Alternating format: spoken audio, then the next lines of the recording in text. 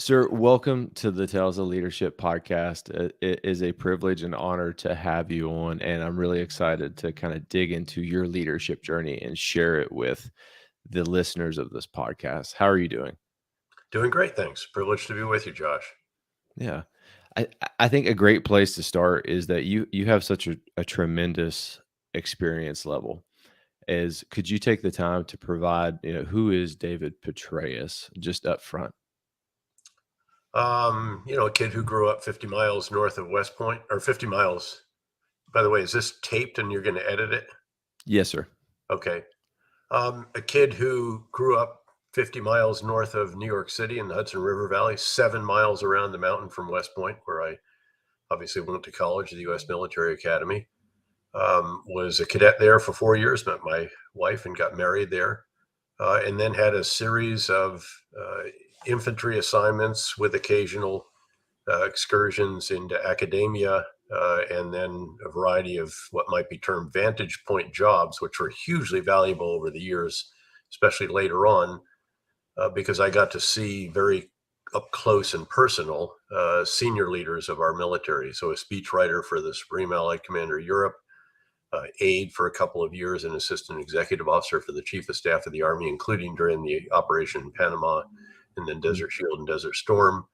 Executive officer for the chairman of the Joint Chiefs of Staff for 2 years when we were carrying out a variety of different operations, including the air campaign in Kosovo, strikes on Osama bin Laden, strikes against Saddam Hussein, and a variety of other activities. And then, again, this academic diversion or excursion, a couple of years at Princeton, where I did a master's and a PhD in a combination of international relations and economics, taught both those subjects at West Point for a couple of years, served in a temporary duty basis as a special assistant to the Commander-in-Chief of U.S. Southern Command, as the term was then, and got to see the operation, the counterinsurgency campaign in El Salvador, the operation ongoing in Nicaragua, Colombia, and so forth.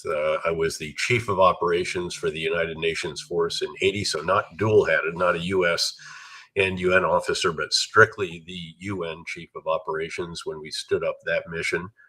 A year in Bosnia, where I was dual-hatted. I was the assistant chief of staff for operations for the NATO stabilization force in Bosnia, but also the deputy commander of a clandestine joint task force that was doing the war criminal hunt with special mission units, and then shifted to conduct the first counterterrorism operations after 9/11 as well. The first was not actually in Afghanistan, it was in Sarajevo, and we carried out a number of others over the course of the subsequent 10 months or so that was left of my tour there. And then, of course, just a series of commands. The rest of my career was 6 consecutive commands as a general officer, starting with the 101st Airborne Division during the invasion of Iraq in the first year there. Was brought back shortly after returning home to do an assessment for Secretary Rumsfeld. Delivered that assessment. He sent me back to Iraq shortly after that, in another 15 and a half month tour, establishing the Multinational Security Transition Command, Iraq, and also the NATO training mission, Iraq, dual-hatted again. Then Fort Leavenworth, Kansas for about 15 months. And during that time, we drafted the counterinsurgency field manual, start to finish in less than a year, published it. That became the intellectual foundation for what we did in my subsequent 3 commands, commanding the surge in Iraq for 19 and a half months, commanding U.S. Central Command for roughly the same amount of time, and then commanding the NATO International Security Assistance Force in Afghanistan and U.S. forces in Afghanistan before becoming the director of the CIA. And then for the last 10 years, I've been with one of the world's largest investment firms, KKR. I'm a partner in the firm. We own over 120 companies around the world. We have minority investments in another 100 or more.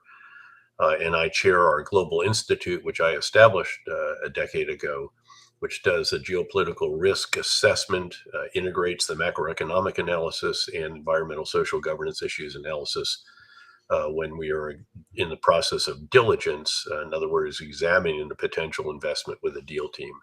very, very stimulating work on two of the boards of companies that we own, strategic advisor for another two of those, invested in 25 startups, many of them personally, many of them more than once. And I've always had a variety of academic endeavors as well in my post-government life, including at the City University of New York Honors College, Harvard as a fellow for 6 years, University of Southern California as a chair that was a 1 week a semester activity, and now a lecturer and fellow at Yale's Jackson School of Global Affairs. That is an inspiring background. It truly is. Where I'm at still at the very tactical level, seeing that level of success is inspiring to me.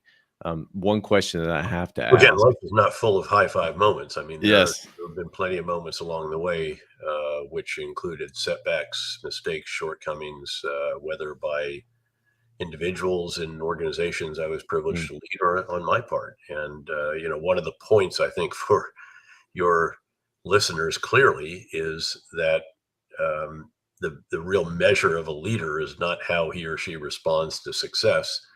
It's how he or she responds to setbacks. And what you've got to do is seek to learn from yeah. what happened, identify what happened, acknowledge it, learn from it, and then dust yourself off, get back on your feet, pick up the rucksack, and start putting one foot in front of the other again. Yes, sir. I completely agree. Is that I think that we are defined as leaders of how we react and are resilient in those moments that we get challenged. And I always kind of go back to it's almost like a seal's halt in a way where you stop, look, listen, and smell, but you're just getting acclimated to the environment. But I call it stop. Silence your mind, take a tactical pause, observe, and then pursue with purpose. So you understand what happened, and then you can go take decisive action because you learned from your mistake. Very One, much so. As you know, our particular service embraces what might be termed the after action review culture, the yeah, AAR culture. It's inculcated in us at our training centers and all of the training events that we do in our operations as well. After every major operations, we would conduct an after action review. And of course, in a sense, in quotes, the more you beat yourself up, the bloodier the after action review is, the yeah, better. The more you acknowledge the shortcomings, the more you learn from the after action review. So, I mean, that's part of something that's very important, I think, in an organization, which is to have, as part of an organizational culture, there has to be a focus on learning. yeah. In the counterinsurgency field manual, we explicitly put in one of the prefaces that the side that learns the fastest typically prevails in this kind of Mm, endeavor. And we then, in when I was privileged to lead these big operations, particularly the surge in Iraq, also Afghanistan, we had in my battle rhythm a series of events that were action forcing mechanisms that were designed to force us to identify how we needed to make changes, refine the big ideas, and so forth. In fact, let me back up here and offer an intellectual construct that we used during these endeavors when I was privileged to be the strategic leader. In other words, the leader at the top of something very significant.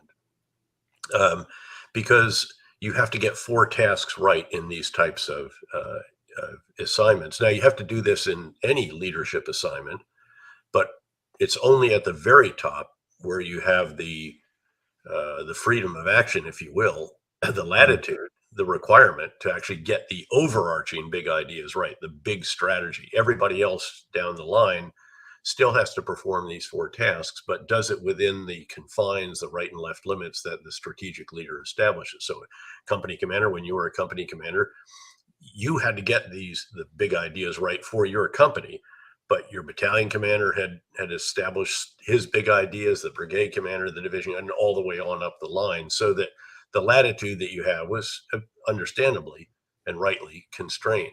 When you're yeah, at the very top, you've got not only the latitude, you have the requirement to nail down what are the big ideas, and that's the first task of a strategic leader. It's something that's best done normally, it usually in an iterative process. It should be open, transparent. Everybody should feel mm, that they're are inside the tent, because you know what people do. If they're outside the tent, they're all contributing, you're welcoming that.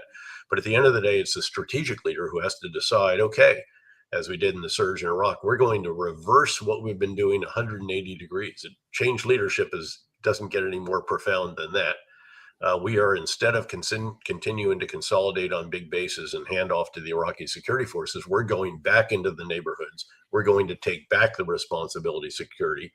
This operationalized itself in Baghdad with 77 additional locations just in that greater Baghdad area. We had to fight for many of those, but that was the right thing to do. That was the right approach, the right big idea, because we had to secure the people and serve the people. This is, and in fact, I put out counterinsurgency guidance that was a series of admonitions that explained the big ideas and a variety of other ideas as well. And the very first one was secure and serve the people. You can only do this by living with the people. Therefore, we're going back downtown. We also promoted reconciliation broadly throughout the entire theater for the first time as well, because of the big idea that we recognized we could not kill or capture our way out of an industrial strength insurgency. But, oh, by the way, we're going to intensify the pursuit of the irreconcilables. We're going to kill or capture those individuals using our special mission units and a variety of other organizations and elements. So again, you got to get the big ideas right. You have to communicate them effectively throughout the breadth and depth of the organization and out and up into counterparts, Iraqi counterparts, coalition partners, our political and congressional leaders, all of the different stakeholders. And of course, we started in the surge. It started the very first week. I changed the mission statement. Then we started working on the base campaign plan. Then we worked on all of the annexes. And of course, it was a continuous process, but you got it going.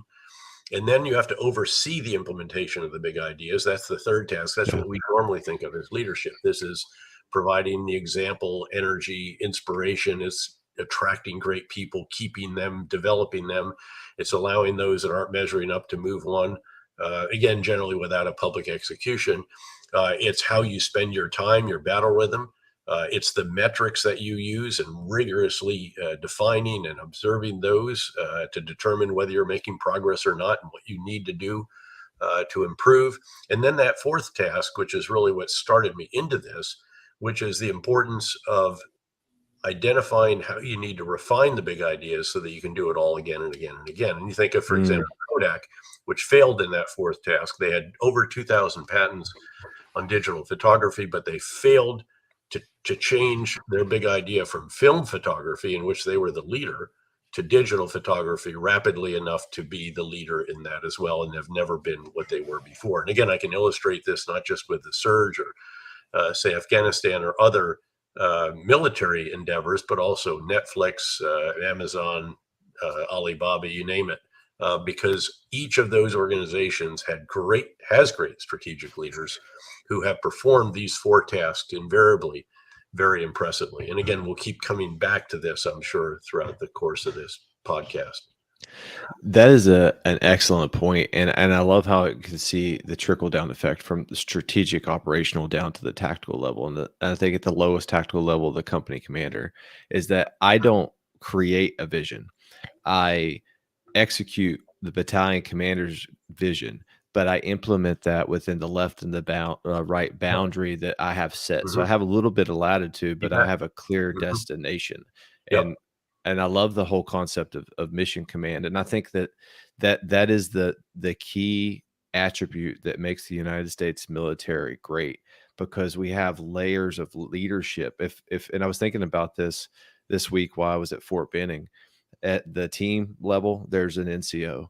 At the squad levels, there's an NCO. At the platoon level, there's an NCO. So we have leadership ingrained all the way down to the individual soldier level, of where we can make rapid decisions. But it all feeds back up to someone like you, sir, who creates that strategic level vision, strategy, execution, and then the metrics to make sure that you're doing what you need to do, and just a feedback loop into that.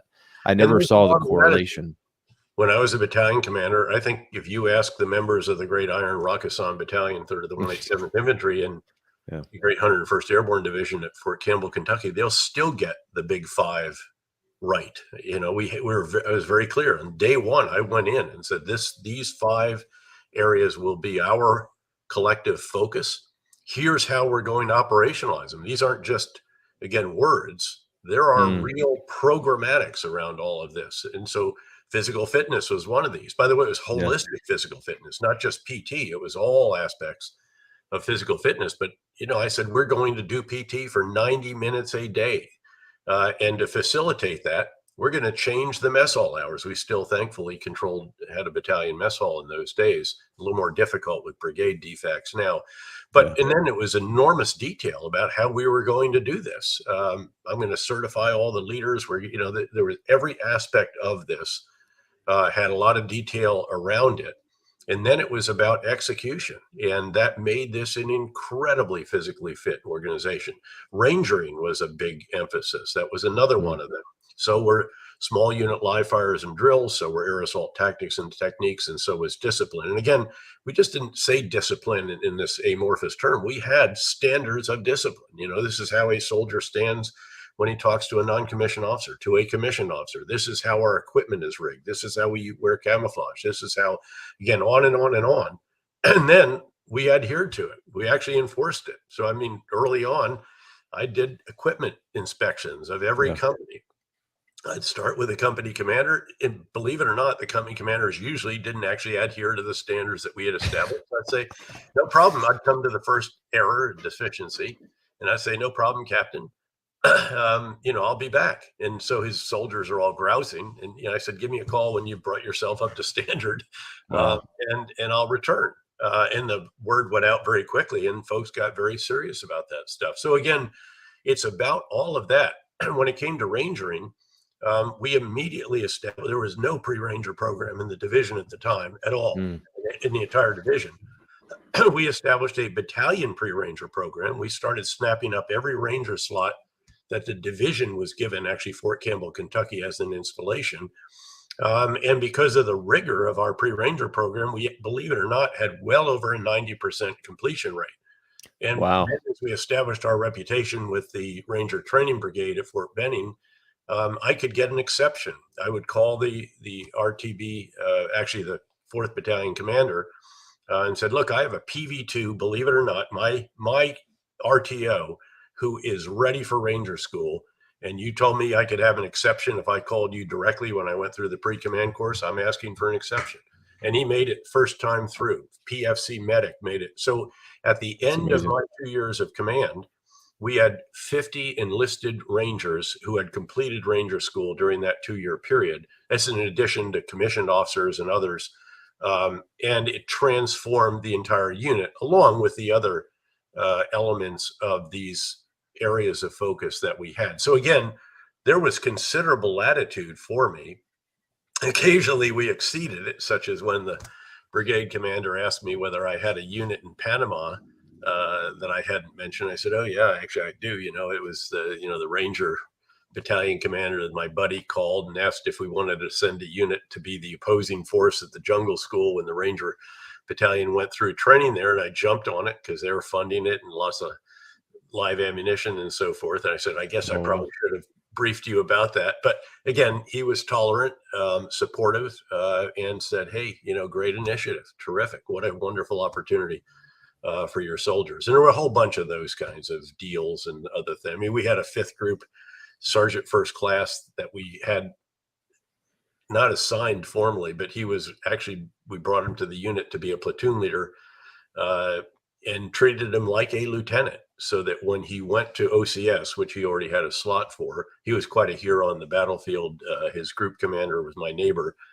And when he went to OCS, he was then eligible to go directly to the Ranger Regiment, with which he had served before, because he had already served as a platoon leader in the 3rd of the 187th Infantry. So again, it's this kind of, there's a lot of scope for initiative. Occasionally you're called in again by your boss to explain why it is that you've exercised that initiative. Yeah. But if you've been doing well in other respects, and if you have money in the bank with your boss, you can make a few withdrawals every now and then. I think that's the key, sir, is the reputation, is that you have to develop a reputation, and that takes such a long and hard time to do. As an infantry officer now in an aviation unit, it took me, I think, several years to kind of build a strong reputation within the organization of where I can make decisions without other people's direct guidance because they Mhm. believe that Yeah, what no, I'm you going to do makes gotta sense. gain And confidence. y- You have to earn the confidence of those above you. And when you do, then and this, would continue in much more significant ways in subsequent years, such as, the commander of the 101st Airborne Division during the fight to Baghdad, when we made some decisions empowered by the Corps commander, instead of containing Najaf, a city of 500,000 people, the holiest city in Shia Islam, I called my boss. I said, "Look, I intend to take Najaf." Said, mm, "Fine, okay. Let me know how it works out." And it worked out just fine. Then later on, when we moved north to Mosul, the Coalition Provisional Authority ambassador gave us special exemptions to policies that he had actually unwisely implemented and decided upon. So we were the only unit empowered to conduct reconciliation back in the beginning, after they very unwisely carried out debathification. In other words, fired all of the members of Saddam's party all the way down yeah, to the level of bureaucrats, which is what we actually needed to run the country. So, to give you an example of the impact, just in Mosul University alone, which we were trying to re-establish and repair and rebuild, 30,000 students, so not a small endeavor. But there were 110 professors thrown out of their positions because of debathification without an agreed reconciliation process, which he allowed me to conduct solely in the North, and which enabled us to really keep things going very, very well, much longer than in the rest of the country. But again, it's because we had the confidence. We'd built up, again, a degree of a reputation, and my bosses were supportive of what it was we did. And occasionally, when we got out ahead of folks, such as reopening the international border without telling the State Department, Secretary of State Powell, an old mentor of mine from uniform days for him, accused me of having my own foreign policy, although we did it in accordance with all the UN Security Council resolutions on governing trade with Iraq. But you could get away with that kind of thing. And I did tell my boss. I mean, it wasn't as if we did it just without alerting anyone. there's a theme that I'm seeing, sir. Like I think early on till that point, the story you just shared is that you've continuously had such a strong reputation up to that point that your leaders would allow you the latitude to kind of make those level decisions because they trusted you. And that it kind of goes back to a quote that I've always lived my life by from Aristotle is we are what we repetitively do. Excellence then isn't an act, it's a habit. And it just comes back down to, I think, three things: routine, accountability, and discipline. So I create that acronym RAD if you want to be a RAD leader. And I truly believe this. It's not rocket scientists. If you have routines, if you can remain accountable and you're disciplined enough to do things, especially when it's not convenient to do it, you will continue to get results and you'll continue to have an amazing reputation. And then that will just be able to create major changes within the organization. And I heard General Rainey talking at AUSA this week in Huntsville, and he was talking about the Army of 2030 and the Army of 2040. And he threw out this basically this mathematical equation to kind of get results is that if we have the cap- um, capability, capacity, and we're in the right position, then we can have results. But if we don't have those three things, I think working together, then we're never going to be able to get results. So it's just another interesting perspective, kind of going back to that whole discipline and then having routines that build your reputation. Well, it's also about getting results. Yeah. It's about demonstrating good operational judgment. It's about achieving results. And in the end of the day, nothing succeeds like success. And Mm, so, by the time several years after that first year, by the time we arrive at the surge, a fairly desperate moment for Iraq, the country was in a civil war between Sunni and Shia. The level of responsibility was enormous, but also so was the level of authority that was provided to me by President Bush and the Secretary of Defense and the Chairman of the Joint Chiefs, Secretary Gates and Admiral Mullen, and empowerment, as well as enabling. I remember the president, after I was confirmed for a fourth star in that command, I went over to the Oval Office to see him, and he said, "Well, General, we're doubling down. in Iraq, I said, Mr. President, your military is going all in, and we need the rest of government to go all in with us. And he said, I'll ensure that that happens. And he started a video conference with us every Monday morning at 7:30 a.m., which is ungodly and unheard of in Washington. It started precisely on time. The whole national security team around the Situation Room table lasted an hour, went immediately out to the ambassador and to me. And again, what that enabled us to do was extraordinary. It was the ultimate vote of confidence, because we're communicating directly to the president. If there's somebody between us and him who's not supportive, this is our chance to let that be known. Everyone else knew that. We were not hesitant at times, respectfully, to offer offer views on certain topics, even when they weren't necessarily supported by, say, the Joint Chiefs or others. But both of us thought this is probably our last job in government, and we were out to try to turn around a desperate situation, and not out to lose gracefully or just be sort of easy subordinates. That is a critical, an absolutely critical piece of leadership advice there, sir. And it kind of goes to being unreasonable, but doing it in a way where you're not being unprofessional. And I was at a force comp competition for the Douglas MacArthur Award, and General Milley at the time threw out a term, and to me it was illuminating: disciplined disobedience. In the army of the future, you have to be unreasonable in certain things if you know that it's ethically, morally, or just not the right direction. But to be able to do it in a way that comes off as as professional. If you ever read the book Sir Kim by Kim Scott, Radical Candor, of being able to be candid with someone, but in a way to where it's not a personal attack, but trying to steer the ship in the right direction. How do you do that at such a high level? How did you do that at such a high level? Well, you generally try to be unemotional. You try to be respectful. You try to be professional. Now, I should acknowledge or confess that there were a couple of times where I was not actually. Again, this is a serious endeavor. America's sons and daughters were dying for this effort, and if I felt that there was someone above us who was not as supportive as he should have been, I was pretty clear with that individual, and I did call my boss at the time on a couple of occasions. I mean, remember one time I said, "Look, I can take no for an answer, boss, but I can't take no answer. You need to act on this. If you're hesitant about acting on it, I'll be happy to raise it with the president on Monday morning." And that got action, obviously. But again, generally, it is about, again, with great respect, admiral or general, if I might offer perhaps a slightly different viewpoint, and then very dispassionately laying out as compelling a case as you can possibly make. That's the approach to take. But occasionally, again, especially in combat, where the stakes are so high, Yeah. and where the responsibility was so considerable, there were, again, a couple of occasions where I did not adhere to that. But in some cases, by the way, sometimes it was also acting.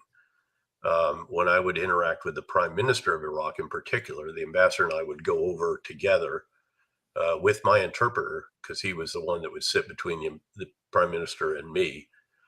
If it was my meeting with the ambassador or with the prime minister, and then sometimes we'd actually ship seats, and the ambassador would then take over the meeting. But I wanted my interpreter to know that I was going to show the full range of emotions, as we would term it, and I would say, "You just keep translating, and don't caution me unless you think I'm actually losing it," because you could start out acting, and you can actually end up pretty emotional, because again, this is about, truly about, life and death, and soldiers are being killed because of the actions that they're undertaking. And I was going to be darned if our partner, the one that we're helping, might be at times an obstacle or a problem in that regard. So again, generally, if you are showing the full range of emotions, you should have thought it through. and you should be trying to be acting rather than actually truly emotional. Because if you get overly emotional, you can have what we call a non-biodegradable event. You can have an exchange that is so harsh Yeah. that it never goes away, and it does damage. And I think you have to be very sensitive to that. And I, came close to that once or twice. I actually did very dispassionately actually threaten to quit in the first couple of days in Iraq, Wow. where the Iraqi National Security Advisor, whom I knew well because I'd worked closely with him, I'd literally drafted with him the Iraqi national security strategy when I was there as a 3-star. We were really friends as well as counterparts and so forth. But he was essentially confronting me together with the then ambassador. This is before Ambassador Crocker actually arrived. And he said, these are the demands of the prime minister as you assume your new position, General. And it was the exact opposite of what we intended to do. It was to hand off faster to the Iraqi security forces, get out of the neighborhoods instead of going back into them. Mm. A whole variety of tasks, again, that were 180 degrees different from what we intended to do and what I was convinced we had to do to pull the country out of the Sunni Shia civil war into which it was descending. And I could literally feel this is one of those occasions where your blood begins to boil inside the Yeah. body, as it's termed. I mean, you're flushing, and when he finally stopped, I said, well, doctor, thank you very much for conveying the prime minister's demands.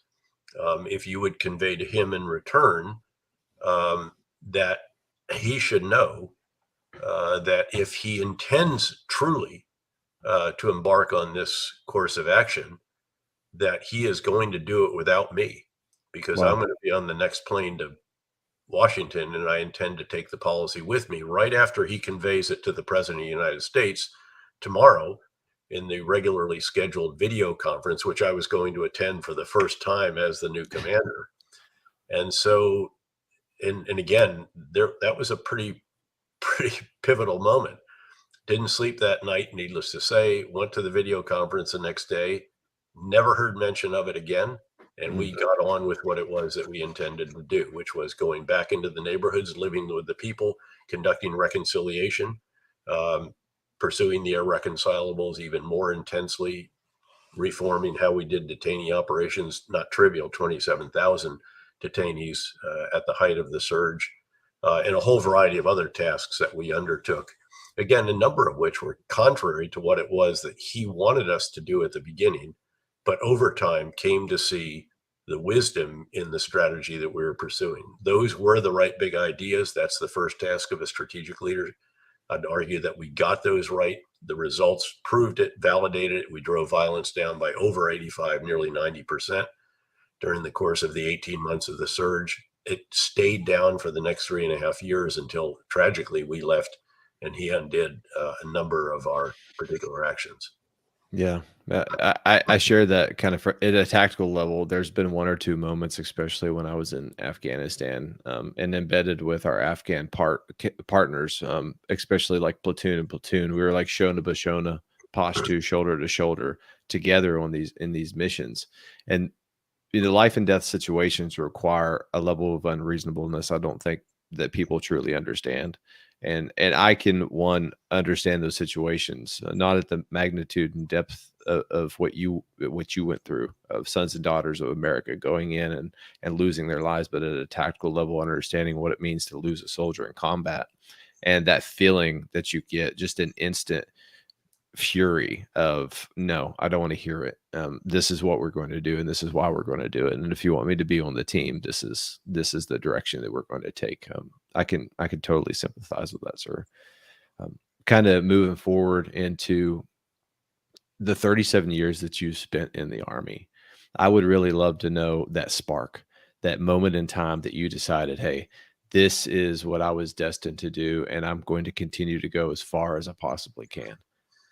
Well, I think it accumulates over the years. I had some moments when I was at West Point still where I actually thought about whether I really wanted to continue. Hmm. I think that's natural, actually. Um, the experience at West Point is actually something you look back on increasingly fondly as the years grow since you saw it in your rearview mirror the last time.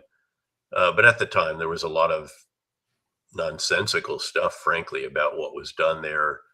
The leadership styles that were practiced, would have gotten you killed in the real army if you actually practiced them. They were, the leaders ate first instead of the other way. I mean, it was really and they've corrected all of this in subsequent decades. They did some real serious soul searching about what was the leadership model practice there? What is the value or the dysfunction of hazing and so forth, even though theoretically they didn't do it anymore. Happily, I was able to avoid a lot of that because I played 3 seasons of intercollegiate athletics, and you got to stay outside some of that stuff. But there was a period at West Point all of a sudden where I discovered that I enjoyed leadership. I enjoyed the physical aspect of soldiering very, very much. And I enjoyed the academic pursuits, and I started to recognize that I was actually pretty good at all of these. Yeah. And then there becomes a competitive spark. I think a competitive spirit is in all great leaders. Many mask it better than others. I wasn't always successful in subduing that because, again, it was pretty fierce. I remember my aide told some writer one time, this is the most competitive guy on the face of the earth. I don't know if that's quite true, but again, I'd be pretty competitive for that particular description. And I enjoyed that. I enjoyed competing to be not just the best, but also the best team player. And the same could be said about the units that I was privileged to lead. Again, as I mentioned, that battalion at Fort Campbell, Kentucky, we won virtually every competition that was out there. I love it. Both years football, all the running events, that was a given. I think softball one year we didn't quite. The other year, again, didn't matter what it was. Heck, the AUSA membership trophy. And we'd have people like General Keane sort of challenging me. He had my number. He could sort of needle me and say, "Oh, you think you can win that, Dave?" And you're darn right we will. In fact, we had more AUSA members, it turned out, than we had soldiers in the unit. Don't ask me how we did that. This is sort of like the Mayor Daley School of Voting in Chicago. There are probably some tombstones. But again, the idea that you are trying to be all that you can be, truly, I mean, I'm not just joking about it, but really seriously focused and committed to that, and to trying to develop yourself as much as you can professionally. That's crucial. And again, competing not just to be the best individual or the best unit, but to be the best team players as well. And, there's a saying that luck is what happens when preparation meets opportunity. I was lucky over the years. Timing was fortunate at various moments, but the question is, what do you do with that opportunity? Are you prepared for it? And I really had tried throughout my entire life, physically, in terms of leadership development, in terms of really even academic knowledge of our profession when it came to counterinsurgency and so forth, so that when those moments arose, I was quite well prepared for those. At least I felt that I was. And along the way, there were some events that were fairly significant. So, again, Ranger School, I prepared very assiduously for it. I wouldn't just do the Ranger PT test one time and ensure that I could max it. I was doing it back to back. One time I did it 3 times in a row on a Saturday. And maxed it each time, so that, there's no way. I don't care how they're counting the push-ups. I don't care how many times they make me repeat it. I'm going to be able to max the PT test. And actually won every single award. In those days, there were 3 awards that a commissioned officer could get.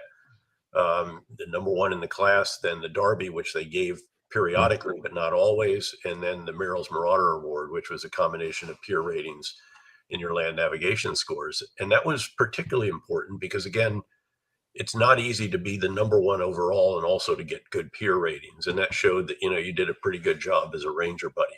So these kinds of events sort of reinforce the idea that, again, you're not bad at this, you're pretty good at it, and maybe you should keep doing this. And then I found that I really enjoyed it. And because of this somewhat non-standard career where I'd do pretty intense infantry stuff, over time, it was 101st or 82nd back and forth. And then academic stuff, which I also enjoyed and found stimulating. Yeah. And that combination is really not possible, I don't think, anywhere else. So a real premium on physical fitness, a real premium on academic expertise and knowledge and so forth, and obviously a premium on leadership. So that's sort of what kept me in uniform.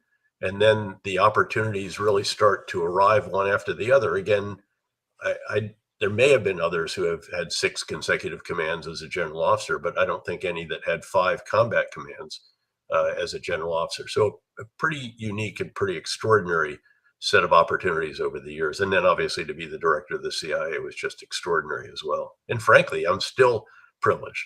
The position that I have with, again, one of the biggest global investment firms is absolutely stimulating, rewarding, and frankly, great fun. Mm. When I was going through Ranger School, I had the same mindset as you, and I remember getting complete with eyeball. I would go do land navigation because that Yep. was the thing that I was so scared about. I was like, I'm going to go do land navigation every Yep. single week for 5 Yep. days straight, Yep. and there's Yep. no way that they're going to fail me. And I finished Yep. the navigation in 45 minutes. I was the So- first person back. So was I, and I did the same thing. In fact, I had a Ranger buddy who was one of my West Point classmates, because it was a class that had a large West Point population in it. The timing of it in the fall was that we'd just gone through, again, in those days, the infantry officer basic course, similar to IBOLIC. And I'd practiced that repeatedly as well. Yeah. And for the final night course, we'd been the first to finish every single time up until that point. And I said, look, I'm going to put a rope on you. You just stay with me. I'll be pace man and compass man. And we ran the course. Wow. And came in first. Because again, then you get to sleep. That, I mean, Yeah, the key was exactly. on the Yep. first truck. And by the way, I never did laundry at all during Ranger School, except during the breaks, because I went out and bought, I don't know, 20 sets of BDUs or whatever, and stuck them in my car. And I just pull them out instead of sitting waiting for a washing machine and a dryer every night. So, you have to really prepare for this. Again, luck is what happens when preparation meets opportunity. There was another thing that you said in there, sir, and I'm seeing kind of a theme, is how you develop yourself. How do you, I know academically, physically, probably spiritually, there's a routine there, maybe a morning routine. Could you share that? Well, yeah, I mean, again, the morning routine for many, many decades obviously involved, first a couple of cups of coffee, but then, pretty rigorous physical fitness. And again, the units in which I was privileged to serve embraced this fully, and definitely, especially since I was the commander. But I mean, we would do so when I was a commander of a brigade in the Grade 82nd Airborne Division, 1st Brigade, 504th Parachuting Infantry Regiment, Devils in Baggy Pants. There were majors on post that all were trying to get to these brigades so that they could do their branch qualifying position. And I'd say, sure, come on down for an interview, show up in PT gear at 6 a.m. or whatever it was we started PT, out by the sign of 1st Brigade. And I'll meet you there and we'll do it while we do PT. And we'd have a great workout. And I would go, we had a standard in those days. I believe it was 4 miles in 34 minutes. The division standard was 4 and 36, I think. And I'd never go slower than 4 and 34. By the way, we had quarter miles painted on the road. So we knew where we were. This wasn't guess. This wasn't, you go out to the tree and turn around. This was precise. And we emphasize that, real standards. But if they wanted to go faster, let's do this. And again, we had standards for everything. And they got acquainted with those standards. And probably at least a third, if not more, when I was asked if they still wanted to come to the Devils in Baggy Pants, said, well, perhaps they needed to do a little bit more preparation before they came to Ardennes Street. Yeah, no, this was a formative experience for a number of individuals. So, and again, that was always the first item. But then the other preparation was, again, we just took this stuff perhaps more seriously, maybe in some cases than others. I mean, we rehearsed everything. I took very seriously the commander's guidance. A commander during the military decision-making process, the MDMP, is supposed to provide quite detailed guidance on a number of different Yeah. subjects at the brigade level in particular, because there you have all of the enablers. You're supposed to tell the air defenders in which direction should be the priority. Should it be high, low, narrow, wide? Again, we got into this in very considerable detail, every one of these. And we did templates for every different type of mission that we might be called on to do, whether it was an offensive mission, a defensive mission, a movement to contact, you name it. And I had those literally, again, as templates so that you could essentially fill in the blanks to a considerable degree, adapt to the context. And that's the kind of preparation. So the value of this wasn't just that I had these templates, it was that I went through the intellectual exercise or effort to develop them. And then would work them back and forth with the staff. I'd say, okay, what do you think, staff? I get, the air defenders, what do you think? Engineers, what do you think? Artillery, am I providing you what you need? Again, chemical, all of the different elements, military, police, and so forth, as well as, of course, the infantry battalion. So it was quite an interactive process. We didn't screw around. We were serious about this. When it came to live fire exercises, our live fires were so aggressive at battalion brigade level.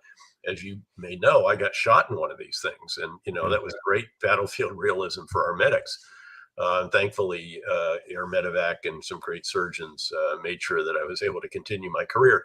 But as a brigade commander, I said, we're not doing this canned combined arms live fire exercise, CALFEX, where they give the script to a company commander and the unit just sort of like robots sort of walks through the script, and, he crosses this phase line, which is already pre-designated for him. And he calls target Alpha 0001 because that's what he says on the script.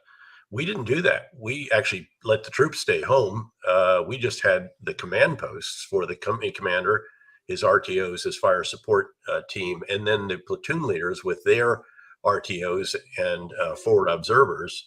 And it was very spontaneous. We didn't know what the scenario was, so therefore they didn't know what it was. What we had was a range of options, and we'd come over the hill on range 42, I think, or OP13 is actually what it was at Fort Bragg. And we'd cleared all the way into the impact area for at least 1.5 kilometers so that we could go all the way inside and shoot all around us. And again, you just have a lot of hulks out there and they don't know. We don't know. And then I'd make up my mind, okay, here's what's going to happen. And we had lieutenant colonels with every one of the platoons. Everybody was certified because this is highly dangerous. And we had 60 and 81 millimeter mortars and 105 and 155 millimeter howitzers, all supporting in various ways. They didn't have priority of all these fires, needless to say, and they had to do all the radio shifting and everything else. But prior to that, we would, in a big gymnasium, do what we called Fire Support Olympics. It was an entire day of just working through all of the technical details of calls for fire, how you do it, of the radio nets that you have to shift to, what priority of fire means, what a priority target means, shifting priorities of targets. How do you set up your graphics so that it forces you at this phase line when you call it, the priority target shifts to another location, determining the fastest way to get fire onto a particular target, the different fuse settings, the different, again, characteristics of the different rounds of the different systems and all the rest of that. And it was very, very demanding, but it prepared our forces amazingly well for what it was that we were called on to do, especially during the fight to Baghdad. I remember, in fact, linking up with one of our really great battalion commanders as we were doing the first big battle, the Battle of Najaf. Lieutenant Colonel Bill Hickman, later chosen to be the G3. He had 3 more combat tours with me: brigade commander, executive officer, CENTCOM, and then executive officer in Afghanistan. And I remember we walked with him, all his RTOs and forward observers and all the, even the air liaison teams and everything else, literally down this major highway. And you could see the companies out on either side of this highway. You can see the fighting. There's attack helicopters, close air support, artillery, everything else. And I said, well, how's it going? And he said, sir, just like the walk and shoot. And the walk and shoot was what it was we did. Wow. That's what I've just described. And that's, again, you got it. So luck is what happens when preparation meets opportunity. And we were pretty determined and pretty focused and pretty rigorous about the preparation that we undertook collectively, and frankly, that I undertook personally as well. Great organizations set the standard above the bar. And I had a leader on before that kind of explained that is that there's a standard within an organization, but that's the bare minimum. Yep. As a leader, you're expected to be above the bar. Yep. At the bare Yep. minimum, Yep. you are not successful. And Sure. I truly You got to believe lead. that. It's hard to lead from the rear of the formation. And so, Yep. again, to come back to the physical stuff, we always had a competition. The first was the Iron Rockathon, then it was the Iron Devils, then it was Iron Eagle, then it was Iron Major. When even at the staff college, and by the way, I would compete every single time personally. At the battalion level and all the way at the brigade level, I still was the grader. So there was a common standard, which meant that I had to participate every time, and I therefore competed every time as well and had to qualify. And it was tough, very, very tough. So this is maybe something that we had 7 or 8 who earned the Iron Rockathon title in that battalion. So that's obviously less than well under 1%. Wow. In the brigade combat team of probably 4,000 ish, I think we had maybe 60 over the course of 2 years. But when I became a division commander, I couldn't grade everyone anymore. So what I did is I actually certified all of the non-commissioned officers who were, and there were a certain rank they had to be. And again, they were all airborne air assault rangers, and they ensured the standards. But again, I still competed even then. And again, the standard here. So I mentioned that as a battalion brigade commander, our standard for an infantry unit was 4 miles in 34 minutes, which is actually a lot faster than people think when you're in formation. It's pretty easy Yeah. as an individual on a road, but when you're, the accordion effect and call and cadence and all the rest of that, it's a more challenging standard than people realize. But the standard for Iron Eagle was that you had to do a minimum of 4 miles in 28 minutes. And you Wow. actually had to get in the 5 events that we had, push-ups, sit-ups, pull-ups, dips, and the 4 mile, and it was a hilly course. You had to actually do better. You just couldn't meet the standard for each event and get the points needed to be an Iron Eagle. You had to actually do better than the standard and accumulate additional points. So it's, again, very, very challenging, and had a lot of fun with those over the years. I will never forget the time that I first took over my rifle company, and all my lieutenants, they were trying to judge me. We were getting ready to go do an APFT before they moved to an ACFT. Like, "Are you a fast runner, sir?" I was like, I'm average. Just I'm going to try to keep up with you guys." We start the 2 mile run. There's only one person in my company that beat me. I smoked my Good. lieutenants It's probably good. like It's two the and a way it half should be. minutes, and That's like, the "Hey way it should guys, be. like this is the Yep. standard. Like, Yep. try to beat me." Yep. And But I you love got to that. I be, love you that got to work at mentality. that. And again, it's not just sort of going out and loping around. I did interval sprints at least once a week, Mm, serious ones. Again, 440s and 880s, and had the standards. And I mean, we're talking. I knew to the second what I needed to do. I'd actually carry, and then I would do a timed 2 mile run in a variety of the positions that I had usually on Saturdays, and I had a card with me, so I knew what I wanted to hit the quarter mile splits at. So again, you're really pushing yourself. This wow. is, again, this is serious stuff. This is why Yeah. we painted quarter miles on the street, so that we actually had precision Standards. Yeah. and standards. Otherwise, people are just sort of finger drilling and not really serious about what it is that they're doing. So one of the reasons I absolutely love podcasts because I get to ask David Petraeus advice for field grade officers. So, and I'm a field grade officer right now. So, what piece of advice would you give a field grade officer? And how would that differ from a junior officer too? Someone just starting out in their leadership journey, what advice would you give them? And then at a field grade officer, where that's a pivotal point of now you're no longer a company grade officer. You're now at a different standard and a different level of expectation in your career as a field grade officer. How would that differ from the advice that you would give? Well, I think the general advice about just progression is that you have to adapt your leadership style Mm. to the position that you have. And so the style that is appropriate for when you were an infantry platoon leader, let's say, which is very much a follow me, do as I do. Yeah. It's a very physical, there's a bit of cheerleading that has to take place. Hua, let's do this thing again. All of that. That that still applies, say, an infantry company, but you get a little bit further, or you get a different combat arm, or um, as that evolves, I think you have to ensure that the style is still that which will bring out the best in Mm. each of those who report to you directly and to the organization collectively. And it's at the field grade level that you start to actually have to make that change. And Yeah. people ask me, tell me what your leadership style is, and I say I'm not sure I can do that. And let me explain why. I'll tell you what my leadership style is if you tell me what the style is that is required or appropriate to bring out the best in Wow. each individual who reports to me directly. Because again, we're all different. You may need a pat on the back once a year. I might need one once a week. Others might need a once an hour, or even an application of a boot somewhere. So, again, everyone is somewhat different, and it's about understanding that individual, and what will enable that individual, lead that individual to be in the best that she or he can be. And then it's the same about an organization collectively, or sometimes even elements within it.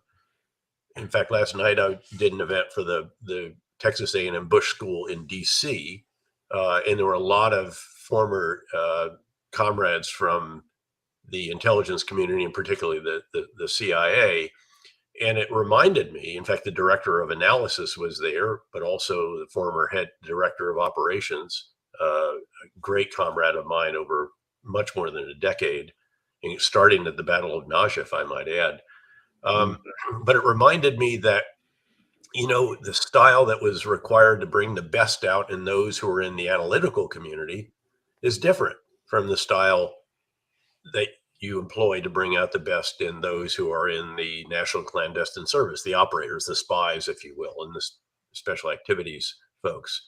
Um, and there's a different style also for the techies and for the Yeah. support and the big data, all these. And I think that's what you have to be conscious of.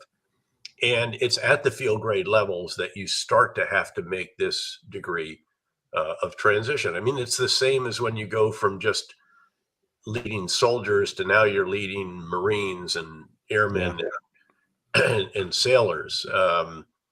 The first time you lead aviators, that's again, sometimes a challenge. Special operators. In some of these different walks of life, there's a degree of ego management that has to be provided. So it's about understanding again the organization and the individuals who report to you, and how to bring out the best in each. That's amazing, sir. Amazing advice. Last question before we get to our final show segment. And I would love to hear this from you because you have such an amazing experience level. How has your definition of leadership changed over the years? And what is it now? How do you define leadership? Well, this is why I mentioned up front the intellectual construct that we distilled actually for strategic leadership, but it Yeah. applies to all levels of leadership. And I still define it the same way. It's the Mm. performance of these four duties properly, these four tasks properly to bring out the best possible outcome for the endeavor in which you're leading. So you got to get the big ideas right. You got to communicate them effectively. You have to oversee the implementation, and you have to determine how you need to refine the big ideas and do it again and again and again. And for what it's worth for the listeners, this is actually distilled in a website at the Belfer Center at Harvard. If you go to belfercenter.org and then search for Petraeus on strategic leadership, this particular website will pop up. There was a team largely of Iraq and Afghanistan veterans I was privileged to lead back in uniform who were at the Kennedy School at Harvard at that time, and all joined together to help me capture all this and to display it in a website and with a series of videos as I explain, again, these 4 tasks. And also, by the way, a variety of tactics, techniques, and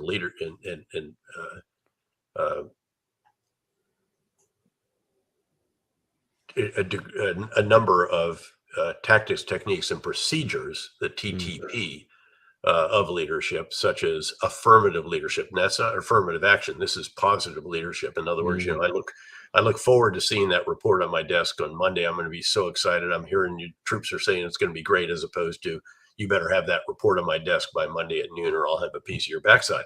Again, there's a variety of these kinds of techniques that I explain, as well as the 4 tasks that I highlight. I love that, sir. So final show segment, rapid kind of fire questions. I call them the killer bees. So be brief, be brilliant, be present, and be gone. So if you're ready, sir, we'll just jump into question 1. Sure. What do you believe separates a good leader from an extraordinary leader? Depends on the level, but at the very top, it's judgment. I love that. So question 2, what is one resource that you can recommend to our listeners? It could be a book, podcast, a news article. It doesn't matter. Again, depends on what the leader's engaged in. In my current world, the podcast, The Economist Intelligence, is one with which I start every single morning, ideally while walking the dog, which is one of life's great joys. That is the best. That is the best answer to that question. It depends on where you are in the season of life of what you should be reading. Question 3, if you could give your younger self a piece of advice when you just started back as a West Point cadet, what would it be? I think I would have embraced even earlier that life is a competitive endeavor. You don't get a trophy just for showing up. Troops don't want to be led by somebody who's proud to be average. They want to be led by somebody who's serious about what it is that he or she is doing.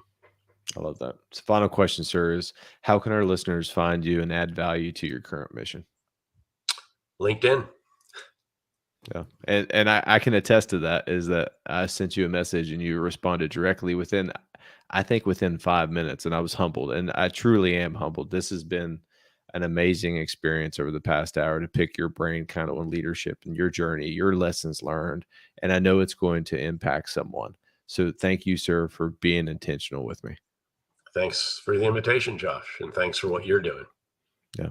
Have a great day. You too.